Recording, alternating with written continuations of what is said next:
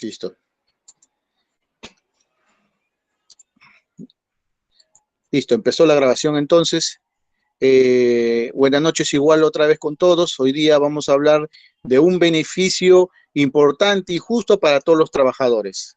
La naturaleza de este beneficio de una compensación de tiempo de servicio fue incorporado en las leyes peruanas a partir del año 97, más o menos marzo del año 97, salió la ley y un mes y medio después, en abril, salió el reglamento. Siempre hay que tener en cuenta que el reglamento guía la forma de cómo se debe aplicar la ley para que no exista una mala interpretación a favor o beneficio de una de las partes. Asimismo, tiene este tipo de derecho o beneficio laboral para todos los trabajadores que estén en planilla realizando actividades en el régimen privado y también en el régimen especial laboral, ¿no? Lo que estén en el sector minero, sector agrario, en este caso construcción civil, en todos los regímenes especiales también le asiste este derecho de compensación por tiempo de servicio, menos al sector público. Hay que tener en cuenta que al sector público no le asiste este tipo de derecho. ¿Qué más? Hay que tener en cuenta que la naturaleza de este tipo de compensación de tiempo de servicios viene a ser un seguro o un fondo de seguro de desempleo, así lo llamo yo, y es la naturaleza del por qué fue creado. Este seguro o este fondo de seguro de naturaleza al momento de estar desempleado te va a servir al trabajador para tener los fondos suficientes de poder afrontar y satisfacer sus necesidades de primera necesidad, llámese alimentación, vestimenta, salud, y además tener recursos para poder reincorporarse al sector laboral y le pueda cubrir sus gastos necesarios hasta que deje de estar desempleado, ¿no? Entonces, este tipo de fondo es ese tipo de carácter que fue copiado en el sistema peruano, que se ha aplicado en otros países desarrollados, ¿no? Ya se tenía ese derecho en países que se copiaron el modelo, por lo tanto también cabe también mencionar que la Constitución también prevalece que el Estado debe dar la facultad y la seguridad a todos los trabajadores de poder subsistir, más aún en un tiempo de desempleo. Por lo tanto, ese tipo de responsabilidad vio el Estado y tuvo que aprobar en el año 97 la parte normativa. Ahora, ¿qué sería si podemos mencionar que no se hubiera aprobado a la fecha en el país la ley de la CTS? O sea, muchos de los trabajadores estarían perjudicados de una forma en varios aspectos al momento del desempleo, porque lo único que tienen es para cubrir con el sueldo de los días trabajados al término de la labor. Y eso no le alcanzaría, quizás si su desempleo le dura más de 30 días, imagínense, no le alcanzaría para ni siquiera para un mes máximo los días trabajados y su CTS no le alcanza o no existe. Como saben, hoy día la CTS ha sido utilizada para estas situaciones de emergencia de salud. En algunos casos los gobiernos autorizan la libre disponibilidad de la CTS por ante decretos transitorios, normas transitorias que ven necesario cada gobierno en cada situación. Como saben, el liberar esta CTS para los trabajadores no le afecta al empleador porque el dinero ya no está en su poder, le pertenece al trabajador, pero lo tiene en una cuenta de ahorro bancario, ¿no? Con una tasa de interés preferencial por ser CTS, casi similar a una cuenta a plazos. Pero hay que tener en cuenta que no es tampoco despreocupante.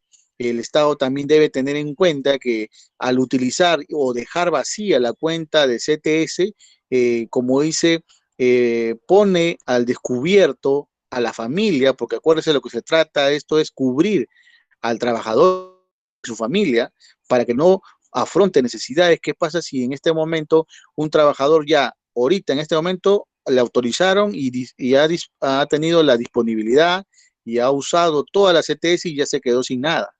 Y de aquí, cuando pasa la cuarentena, empieza a laborar solamente 3 o 4 meses. Como pueden ver, ahorita el mercado laboral se ha contraído y al señor o el trabajador que ya utilizó su CTS es despedido. entra al grupo de los desempleados. ¿Con qué va a subsistir el tiempo que demore en encontrar otra vez un puesto laboral? El punto es que no tiene el fondo de seguro de desempleo utilizado, que fue la CTS. Ya lo utilizaron este año a todos los trabajadores que estaban en la suspensión perfecta de labores. Entonces, el otro año que ya no está trabajando, ya no tiene CTS para subsistir el tiempo que dure buscar un trabajo. Porque crean o no, buscar trabajo también cuesta. Aquellos que saben, el buscar trabajo, ¿de qué manera cuesta? Cuesta porque tienes que invertir en las entrevistas. Ir a la entrevista no es que tú vas fácil caminando, tienes que trasladarte en la movilidad, si tienes que también quizás imprimir tu currículo en un espiral o imprimir hojas, o por último, quizás un atuendo necesario para la entrevista, ropa, no sé, zapatos, o por último alimentación, porque tampoco todo el tiempo que vais allá tienes que aparte alimentarte, el tiempo que dure en ir a una o dos entrevistas en el día. O sea, ¿necesitas recursos económicos para ir a la entrevista? Sí, necesitas. O sea, imagínate que si ya no tienes recursos económicos, ¿con qué afrontas, aparte de la carga laboral, también poder ubicar otra vez, emplearte en una empresa? Eso es lo que se trata, ¿no? El fondo de seguro de desempleo ya se agotó. Y eso es lo que se trata. La comprensión de CTS siempre debe estar ahí para las emergencias. Hoy en día hay un riesgo descubierto para todos los empleadores porque se ha tocado mucho la CTS y ya algunas cuentas están vacías, ¿no? Ahora, ¿qué más le puedo mencionar? En la siguiente presentación ustedes pueden ver la normatividad que está a la fecha vigente. Como le mencionaba, todo empezó en el año 97, en marzo, donde sacaron el texto único de la ley de la CTS y ya en abril sacaron el reglamento.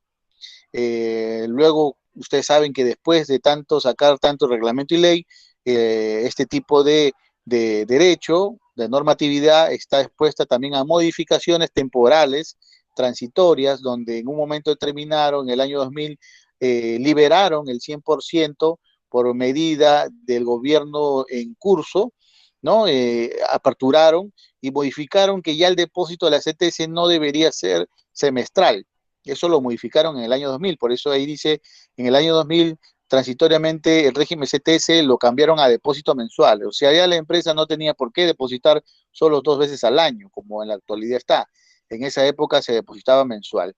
Eso no tuvo mucho eco, más incomodó a las empresas el tener todos los meses que calcular y no disponer del dinero, teniendo en cuenta que preferían, para la empresa le convenía que sea el depósito mejor anual, pero el Estado no le aceptó a COFIDE ni a los representantes de las empresas que sea depósito anual, solamente le dijo que ya no iba a ser mensual y volvió el sistema, el retorno al sistema y el cálculo de depósito semestral en el 2003, como pueden ver, según decreto único 024-2003. Se volvió y se retornó al cálculo y depósito semestral de la CTS, dejando de lado esa modificatoria de depósitos mensuales. Claro que la empresa quería anual, eso sí. De hecho, tú sabes que cuanto más la empresa tiene los fondos de la CTS que le corresponde al trabajador, puede invertirlo y darle vuelta el dinero y a fin de año depositarlo, ¿no? Pero bueno, de esa fecha en la actualidad continúan con los depósitos semestrales. Siguiente.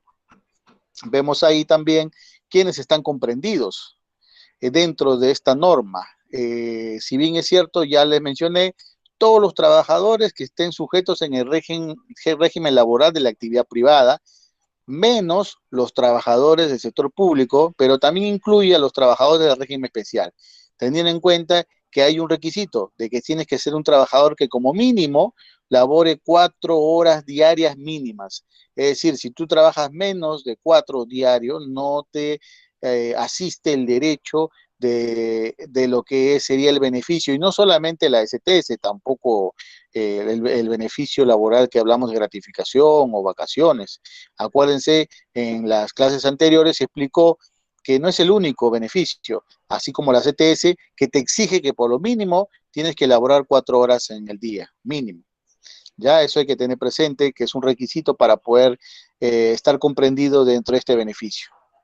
Inicio y cálculo de la CTS. Como pueden ver, en esta situación hay que mencionar que cuando nace el origen o el inicio de que tú tengas derecho a poder exigir o poder tener el cálculo a favor del trabajador de la CTS. Acá es bien claro y menciona que todo aquel trabajador que haya laborado como mínimo 30 días calendario. Antes no. Si tú ya pasaste la barrera de los 30 días calendario laborando en la empresa, te asiste el derecho a partir de haber completado los 30 días. ¿Qué pasa si trabajé 29? Te vas de la empresa sin beneficio alguno. No te pagan CTS, no te pagan gratificación, tampoco te pagan vacaciones. Tienes que como lo mínimo haber trabajado un mes, o sea, 30 días calendario, automáticamente te toca tus beneficios sociales. Es igual acá, ¿no? Claro está que hay que tener en cuenta que también en CTS le mencioné que en este beneficio se calcula en función, se hace un cómputo del tiempo en función a meses y días trabajados. ¿Ah? Eso sí hay que tener en cuenta. Pero el primer mes tiene que haber completado la barrera de los 30 días. Siguiente, también se puede hablar algo que ya todos sabemos, que los depósitos o los cálculos son en 2 fechas al año. Son semestrales, pero han escogido por bien colocar que el primer semestre, el corte hasta el 30 de abril va a ser el cierre del primer semestre. O sea, parte de días del año pasado, ¿no? Y partes de algunos meses y días del año actual. ¿No? Ese semestre se estaría cumpliendo el cálculo en este caso, del primer semestre de CTS, y teniendo en cuenta que luego tiene 15 días hábiles para cumplir con el depósito. Igual el segundo semestre, también el cálculo que se va a hacer termina el segundo semestre el 31 de octubre, y también el depósito se hará con 15 días hábiles como plazo para poder depositar hasta el 15 de noviembre. Es el que ya se aproxima. Como ustedes saben, hoy estamos fecha 29 de octubre. Mañana 30 sería día viernes. El día sábado me imagino es 31 de octubre. Hasta ahí se está calculando la CTS del segundo semestre del 2020. Y hasta el 15 de noviembre tienen las empresas para depositar la CTS de los trabajadores del 2020 al actual. O sea, exactamente ustedes tengan presente que faltan 2 días para completar el semestre, el segundo semestre del 2020 para el cálculo de CTS. ¿Qué más? También cabe mencionar que si bien es cierto, hay una parte que considera la norma, la de deducir los descuentos, porque acuérdense que en un semestre tenemos 180 días como cálculo laborado, ¿no? Si una persona ha trabajado completo los 6 meses, pues le calculamos 180 días, o 6 meses igual, en fracciones de un doceavo, y se le calcula cuánto le toca. Pero ¿qué pasa cuando hay personas que dentro de esos 180 días o dentro de esos 6 meses de cálculo de CTS, hay personas que tienen faltas injustificadas? Pierdes, en este caso, te descontarán todas inasistencias injustificadas, no serán computables y se tendrán que restar al monto final de tu CTS a depositar. O sea, hay que tener presente siempre, ¿eh? Cuando tú faltas, no pienses que solo te van a descontar el día. Ah, bueno, pierdo el día y punto. No, pierdes el día, pierdes parte de una CTS, pierdes parte de tu gratis, pierdes algunos que otros más beneficios. Entonces, sería bueno que analices. Si tú crees que solo pierdes el día, es más del día, ¿no? Y aparte que también pierdes la confianza del empleador. Así que en la medida que puedan jóvenes, tengan por conveniente bien recibir este consejo de evitar faltar al trabajo. En la medida que puedan, eviten faltar. Siguiente, vamos a ver acá el devengo. Este devengo es similar de una u otra forma, igual como se presenta en las gratificaciones, existen devengo de gratificaciones. En CTS también se presenta la figura de los pagos adelantados de CTS. En el caso de la CTS se va a considerar en el ejemplo más claro cuando le pagamos por adelantado al CTS, a pesar que la empresa no está obligada. Como ustedes sabrán, la empresa está obligada de pagar o efectivizar la CTS, son 2 fechas, ¿no? Hasta el 15 de mayo, la primera que tengo que depositar, y el otro el 15 de noviembre, la segunda que tengo que depositar. Esas 2 fechas es en la cual yo estoy obligado a depositar y pagar la CTS del trabajador. Pero ¿cuándo sería que voy a pagar por adelantado? Cuando no pago en esas fechas, pago antes de esas fechas. ¿Y a quiénes le pago el ACTS antes de esas fechas? A los trabajadores que cesan, a los trabajadores que renuncian, a los trabajadores que se extingue el contrato laboral, a los trabajadores que le despedimos justificadamente con una razón. Entonces, esos trabajadores que se desvinculan de la empresa, pues hay que pagarle al momento de liquidarlo. No creo que coincida con la fecha, muy difícil será, pero justo que su renuncia caiga el día 15 de noviembre. Igual aún así tengo que pagarle por adelantado su CTS, a menos que pueda hacer que se presente la situación de que el trabajador, su último día trabajado sea el 31 de octubre. Si trabaja el último día 31 de octubre, entonces yo tendré que depositarle o no al banco. Entonces, si yo realicé ya el depósito al banco, pues entonces al momento de hacerle su liquidación solo le pagaré 2 cosas: vacaciones truncas y su gratificación trunca. Y la CTS te va a preguntar, bueno, la CTS ya está depositada, porque yo la hice desde el día 1, no esperé el día 15. Ah, bueno, entonces solamente le das la constancia de haber depositado y su certificado para que pueda retirarla, ¿no? La CTS en el banco. Eso hay que tener en cuenta. En esta figura es cuando se va a presentar que la CTS se considera como devengo. No se olviden, una CTS normal que estoy obligado a cancelar son en 2 fechas. El primer semestre, el 15 de mayo, que es el último día hasta ahí el plazo, y el segundo, el 15 de noviembre. Si yo pago antes de esas fechas, es un devengo de CTS porque estoy pagando por adelantado. No estoy obligado porque la norma me dice que estoy obligado, son las 2 fechas que le mencioné. Pero si yo pago antes es porque el señor ya está cesando, tengo que pagar por adelantado. Y ahí se considera devengo. Ya tenga presente eso, señores. Asimismo, no está de más mencionarle que al igual que vacaciones, al igual que gratificaciones, para la CTC también igual se considera su última remuneración percibida en la empresa como la remuneración computable, no importando si antes tendría una remuneración que ha sufrido un incremento, si los 11 meses o los últimos meses anteriores tenía 1.000 y solo en la última remuneración recibió 1.500, entonces le voy a sacar un promedio. No, la norma establece que es la última remuneración recibida la que es válida para el cálculo de ese beneficio de CTS. ¿Está claro? Siempre para un trabajador también se le toma en cuenta. Bueno, a ver, siguiente entonces, vamos a explicar el tiempo de servicio a considerar.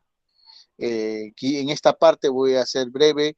La norma establece que todo trabajador en el territorio peruano tiene derecho al beneficio CTS porque está realizando una actividad en el territorio peruano y finalmente le damos ese tipo de beneficio de su compensación por estar trabajando dentro del territorio peruano, porque al final el efecto multiplicador llega para el Perú.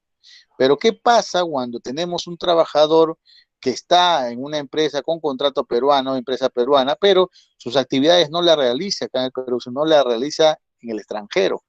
Y como la norma establece, es dentro de la actividad privada, del sector nacional, del sector peruano. ¿Y qué pasa cuando está realizando en otro país? Pues la norma aclara y es bien precisa de que siempre y cuando el trabajador tenga un contrato en el Perú, en una empresa peruana, ese tiempo de labores, porque puede ser que un ingeniero peruano, por ejemplo, el Grupo San Fernando, al ingeniero lo manda a comprar unas máquinas italianas y el tiempo que esté allá quizás mientras que él no venga es porque va a ser capacitado él y quizás otro trabajador en el manejo correcto de las máquinas nuevas que se va a comprar. Y esa capacitación dura, puede ser 2 semanas o un mes. Entonces, esa capacitación es pagada por la empresa por la compra de las máquinas. finalmente esos trabajadores regresan al Perú para poder capacitar a los demás trabajadores. Pero como podrán ustedes entender, esos señores han estado fuera del país haciendo actividades.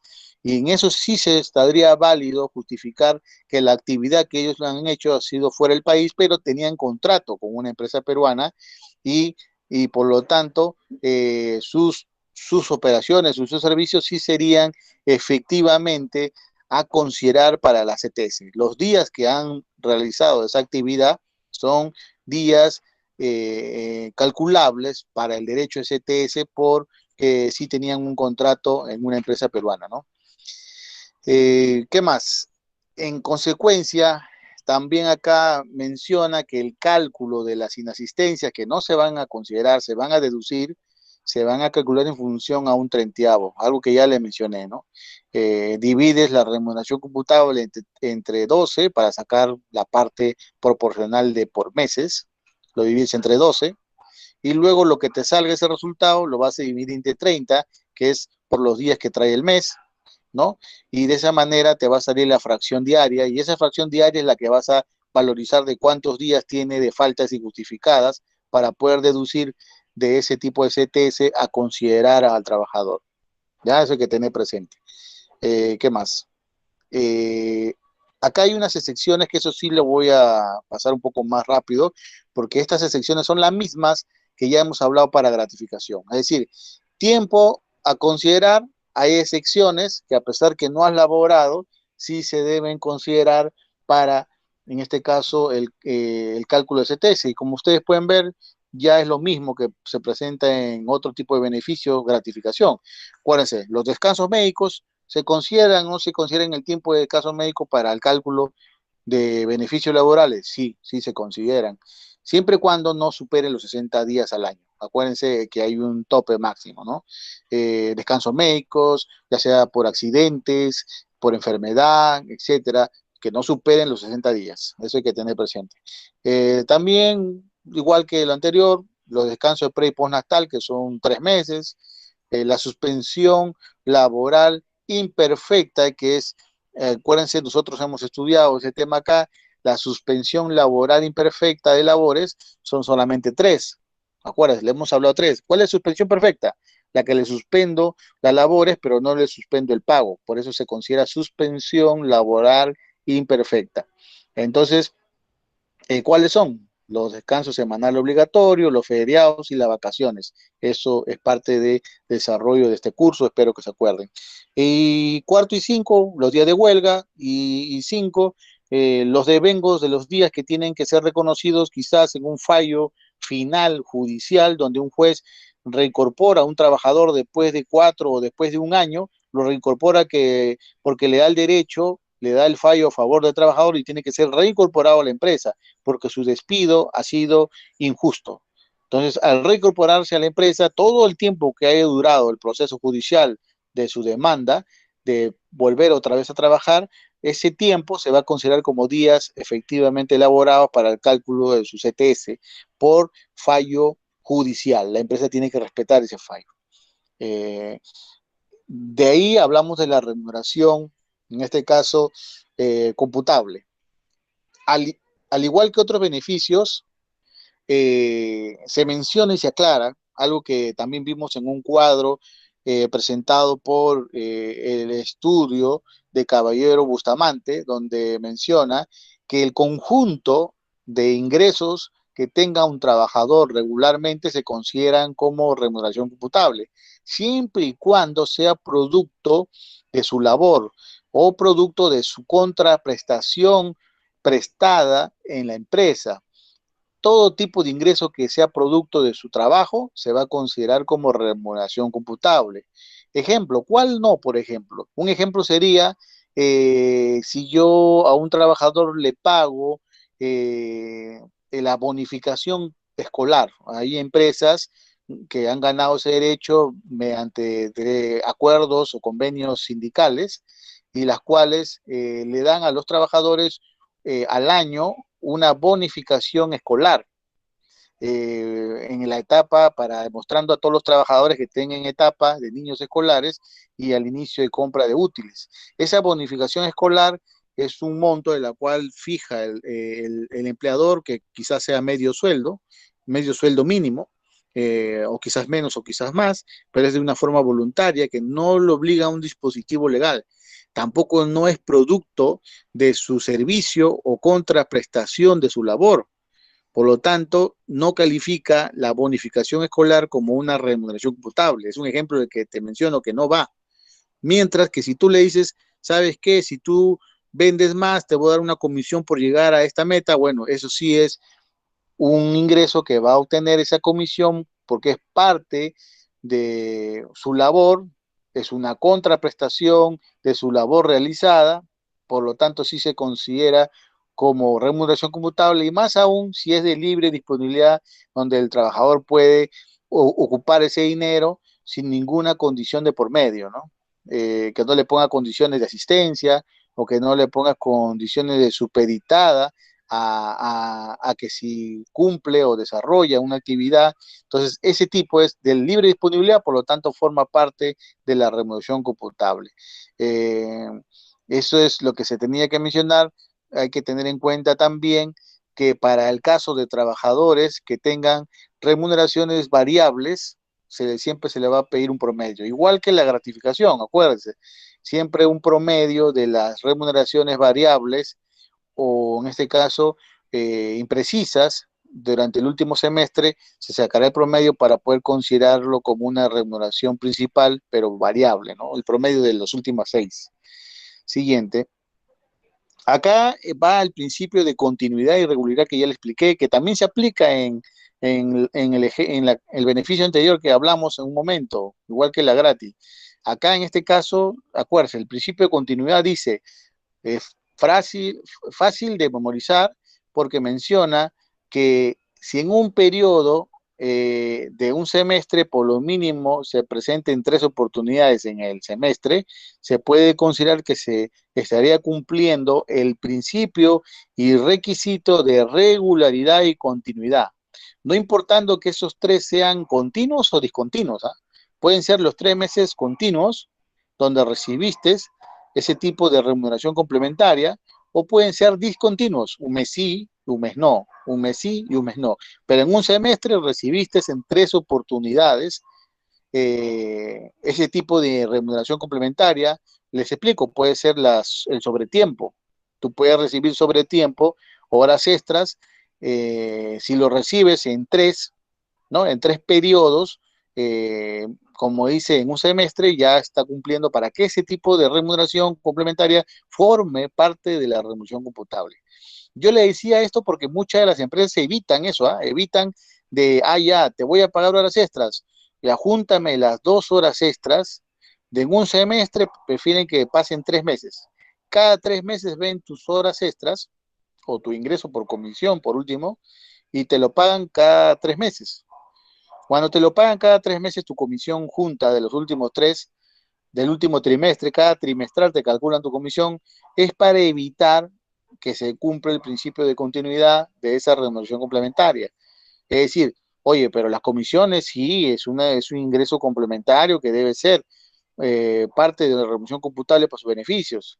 Pero como ellos son vivos y se han sido asesorados ya de una forma legal, dicen sí, las comisiones sí se considerarían, pero como no se está presentando dentro del semestre como mínimo en 3 oportunidades, no cumple el principio de regularidad o continuidad. Por lo tanto, yo o la empresa evita eso pagándole trimestralmente las comisiones o pagándole trimestralmente las horas extras o el sobretiempo, ¿no? Entonces ya no le pagan mensual ni dejando un mes, sino le pagan cada 3 meses.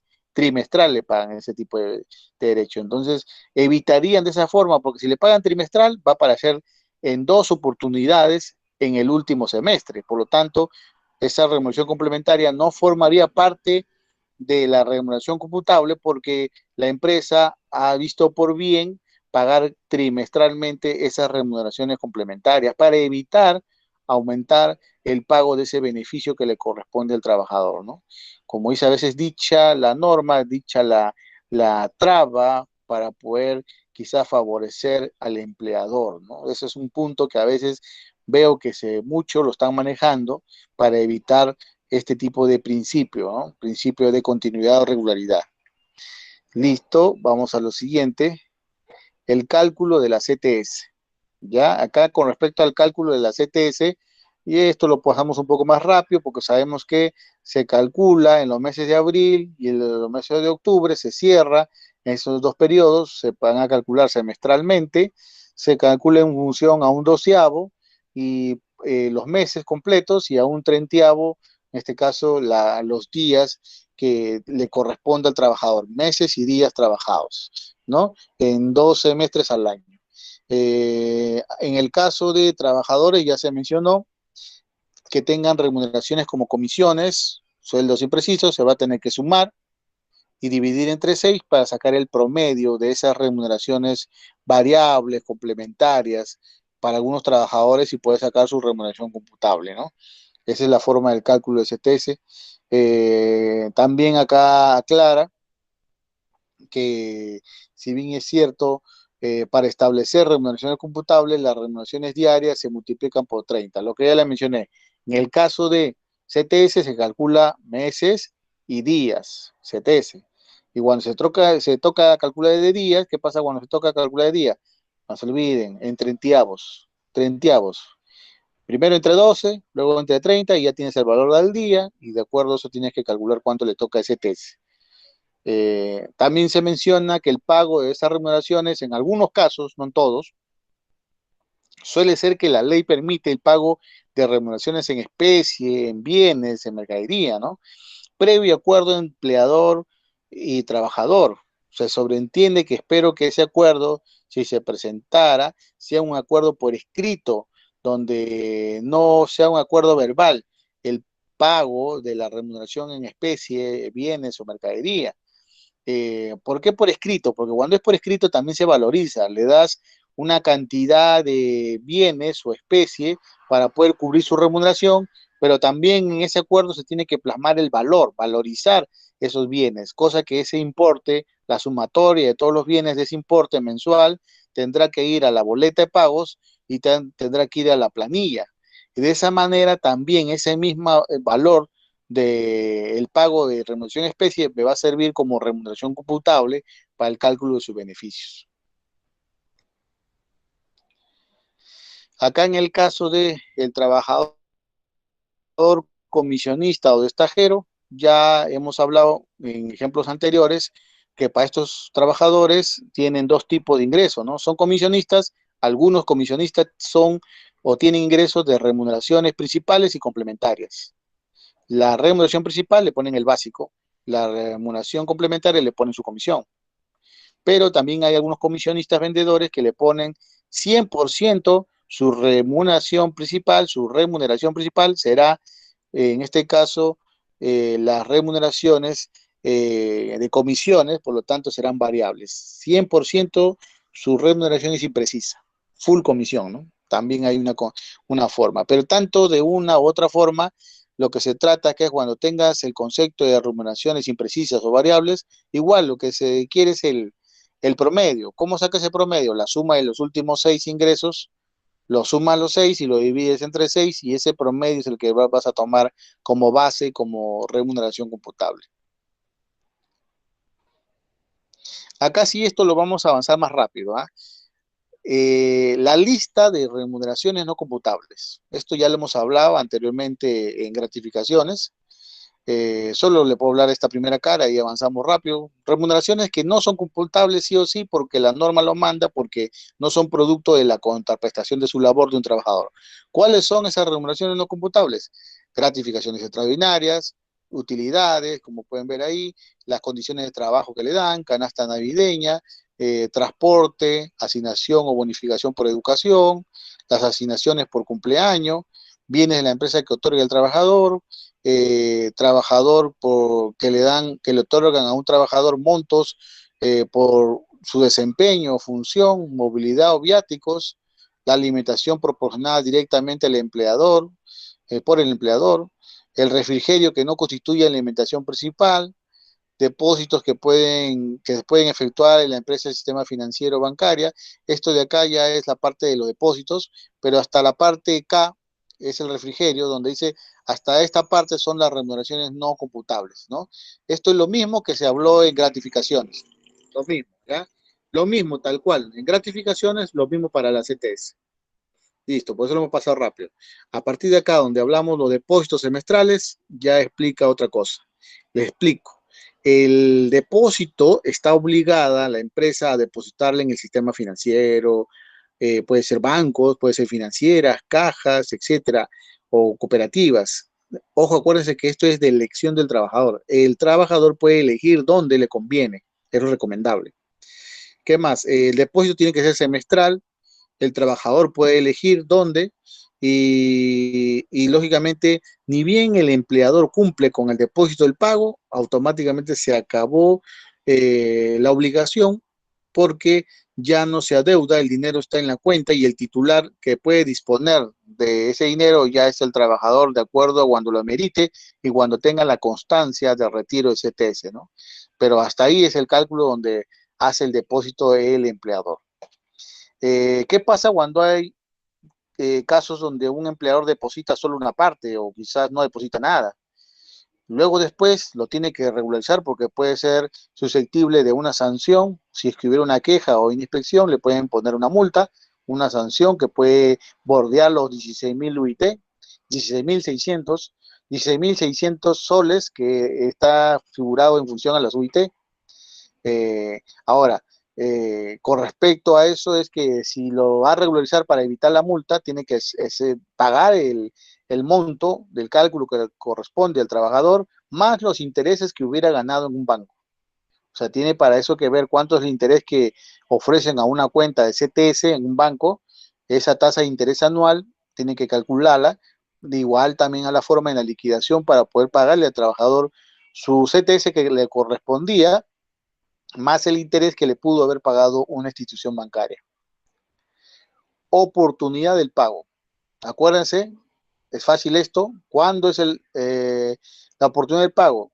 Tiene 15 días hábiles del mes de mayo y 15 días hábiles del mes de noviembre para proceder a efectuar el pago. Si el último día hábil, el día 15, cae domingo, lo puede realizar al día siguiente hábil. Por ejemplo, lo tendría que pagar el día lunes. Así que no habría un problema. Si son día 15 naturales, pero si cae el 15 domingo, lo puede pagar el lunes. También lo puede pagar antes, ¿no? Lo puede pagar también el día sábado, viernes, porque son días hábiles. Ahora, ¿qué pasa si cae, como dice, fin de semana, no atiende a los bancos, lo puede pagar el día lunes, pues el día 16, pero ya automáticamente el día lunes, el primer día hábil siguiente? Eh, Acuérdese, acá se vuelve a mencionar de no realizar o efectuar el depósito, se tiene que pagar intereses bancarios. ¿Ah? No se olviden, esto 2 veces se está poniendo. De no depositar o pagar la CTS y hacerlo después o regularizarlo, se paga con intereses, pero intereses, la tasa de interés que el banco ofrece. Eso se pone en su liquidación. ¿Qué más? Con respecto a lo que es el depositario, señores. El depositario, para empezar, tenga presente que es el banco o la institución financiera donde se va a aperturar la cuenta de CTS. No se olviden, yo le puedo preguntar, ¿quién viene a ser el depositario de la CTS? Los bancos. ¿Qué más? El depositario debe comunicar por escrito, bajo cargo, en este caso el trabajador, donde ha elegido que se deposite su cuenta, pero ¿hasta cuánto es el plazo? El plazo no debe exceder del último día donde ya termina el cálculo para la CTS, o sea, no debe exceder del 30 de abril o 31 de octubre. Antes de esa fecha tú debes comunicar, o por último ya el último día si quieres, pero no puede exceder más del 30 de abril, yo le voy a comunicar 10 días después, no se puede, porque yo ya lo tengo, yo ya puedo depositar al día siguiente en cualquier institución bancaria. Tengo el plazo hasta el día 15, pero tú tienes que haber comunicado antes del 30 de abril o antes del 31 de octubre, en esas fechas, para que decir dónde has elegido que te deposite. También se menciona que si el caso no has comunicado, el empleador dispone en dónde depositar tu CTS en cualquier institución autorizada. Ya quien escoge es el empleador. Primero tienes un tiempo tú para escoger. Si no escoges tú, escoge el empleador. También tienes la facilidad de trasladar, puedes trasladar tu CTS, para aquellos que ya tienen y averiguan y hacen un análisis, no me conviene mi dinero en tal banco. Los bancos la verdad no pagan mucha tasa de interés, hay que tener presente eso. Hoy en la actualidad quien ofrece mejores tasas son las cajas municipales, ¿no? Las cajas municipales hagan una revisión en la página de la SBS, las cajas municipales son las que te ofrecen mucho mejor tasa de interés para su CTS. Ustedes vean, si desean cambiar, podrían cambiar, hacer el procedimiento de trasladar tu CTS de acuerdo a la notificación que tienes que entregarle al empleador y entregarle al depositario también, que viene a ser el banco donde estaba tu cuenta, y también comunicarle una constancia de haber aperturado una nueva cuenta en un nuevo depositario que será el nuevo banco, ¿no? O sea, estaríamos hablando que el trabajador tiene que comunicar al empleador, tiene que comunicar al banco donde está actualmente su depósito para que traslade a la nueva cuenta que ha aperturado del nuevo depositario llamado nuevo banco. Entonces, ese es el procedimiento a variar. Asimismo, una de las características, señores, que tienen que saber de la CTS, que es inembargable, intocable. La CTS no puede ser tocada para deudas personales, deudas financieras o deudas civiles. No puede ser, si tú le debes al banco una deuda, el mismo banco donde has depositado tu CTS, tú tienes el temor de que ese banco no te deje retirar tu CTS porque tienes deuda. No se va a poder. El banco quizás le convendría o quisiera, pero no va a poder. ¿Por qué no va a poder? Porque es inembargable, es intocable, no puede tocar. Solamente hay una condición que sí se puede tocar, pero para el caso de demandas de alimentos para los menores de edad. Cuando tienes una demanda de alimentos, el juez puede ordenar que hasta el 50% de tus fondos de CTS puedan ser embargados para sustentar tu compromiso de alimentación con los derechos habientes. Entonces, solamente para el caso de alimentos sí te pueden tocar la CTS hasta el 50%. ¿Qué más? También el trabajador podrá hacer retiros parciales disponibles de acuerdo a la autorización del gobierno de turno, ¿no? Para poder retirar, como hoy en día también se autorizó, como pueden ver, el Estado autorizado a retirar más del 50% que ya estaba dentro de la norma, los trabajadores han podido retirar un poco más, ¿no? ¿Qué más? Bueno, acá rápidamente se menciona que para poder retirar, en este caso, el pago de la CTS, todo trabajador tiene que asistir a una institución bancaria con sus documentos. Su derecho habiente también lo pueden hacer con una carta poder.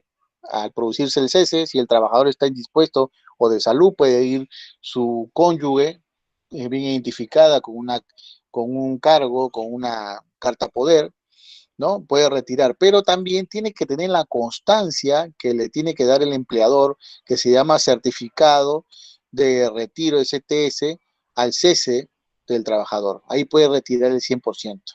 Mientras que no esté desvinculado, todavía no esté cesado, el trabajador solo va a poder retirar lo que autorice el Estado. Mientras tanto, para poder retirar todo el 100%, tendrían que tener la carta de CTS. Ojo, no vayan a cometer un delito. En un momento determinado, un trabajador de una empresa se presentó que adulteró, él mismo se hizo la carta de retiro CTS y con esa carta se fue al banco a decir que ya se había cesado y quería todo su CTS porque necesitaba ese dinero. Ya era su compromiso de él. Pero no sabe él que el banco llama. El certificado no solamente es un papel que entregas y queda ahí, te piden, espere un momento, y con ese certificado el banco se comunica a la empresa que ha depositado ese dinero y le pide que confirme que tú ya cesaste y que ha emitido el certificado, pero como el certificado era Bamba, automáticamente el trabajador se pone en problemas de denuncias por estafa contra la fe pública. Hay que evitar eso. Ha habido trabajadores que el trabajador sigue trabajando, pero ha adulterado ese certificado de CTS para que le den el 100% de la plata porque la necesitaba. Espero que no hagan eso para evitar problemas. El tiempo que tiene una empresa para darte ese certificado de retiro de CTS es 24 horas luego después de haberlo solicitado o de haber cesado. Pasadas esas 24 horas, tú puedes acercarte a la institución administradora, como es Sunafil Ministerio de Trabajo a comunicar y en este caso presentar tu reclamo de que no ha cumplido tal empresa con tal obligación de darte tu certificado, impidiéndote retirar tu CTS. A presentarse ese caso, está autorizado a constatar esto el Ministerio de Trabajo, la autoridad inspectiva manda a un inspector, pero muy aparte de empezar un proceso sancionador por no haber incumplido, la autoridad, el Ministerio de Trabajo está autorizado a sustituir al empleador y ellos te pueden extender, te pueden dar el certificado para poder retirar los fondos de CTS. O sea, cuando el empleador se niegue, cuando el empleador no te haya dado, a pesar que el área de inspección lo puede sancionar, también al comprobarse automáticamente el ministerio te da una constancia para el retiro de la CTS, porque el empleador no ha cumplido, ¿no? Y es muy aparte de que te entregue la constancia, muy aparte también, independientemente, ponerle la sanción a la empresa por incumplir las normas laborales, porque están obligados tal cual, así como cuando están obligados para entregar las boletas de pago todos los meses, también están obligados en entregar los certificados, constancia de trabajo al cese del trabajador. Por eso es parte de una sanción. ¿Qué más? Acá voy a explicar rápidamente el fallecimiento. ¿Qué pasa cuando un trabajador eh, cesa eh, por un caso de fallecimiento y finalmente nunca dejó un testamento? ¿Quiénes son o cómo va en primer momento, en primera instancia, la figura del fallecimiento, quién puede retirar la CTS? Y esto se va a presentar en dos situaciones, 50 y 50%. El primer 50% de los fondos lo va a poder retirar su derecho habiente, su cónyuge casado con partida de matrimonio o su conviviente que tenga una, un registro notarial que se llama escritura pública, que los que son convivientes hoy en día para que sean reconocidos tienen que tener una escritura pública o minuta.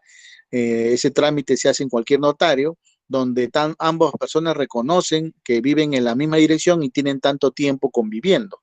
Ese documento formal es el que debe tener el conviviente o la cónyuge, su partida de matrimonio.